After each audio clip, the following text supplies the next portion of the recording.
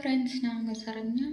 இன்றைக்கி போகி. எல்லோரும் நல்லபடியாக போகி கொண்டாடிட்டுருப்பீங்கன்னு நான் நினைக்கிறேன்.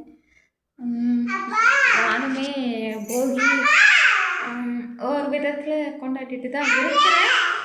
அதனால் எல்லாருமே நல்லபடியாக போகி பழசெல்லாம் தூர இது பண்ணி புதுசாக பிறந்தோன்னே எண்ணிக்கோங்க. அதே மாதிரி என் வாழ்க்கையில் 1000 கஷ்டங்கள் நஷ்டங்கள் வரும். அதெல்லாம் மறந்து நாளைக்கு நம்மளுடைய தமிழருடைய திருநாள் தைத்திருநாள் வருது.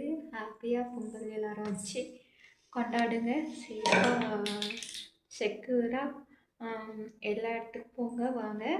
அப்புறம் நாளைக்கு படம் ரிலீஸ் ஆகுதா சொன்னாங்க.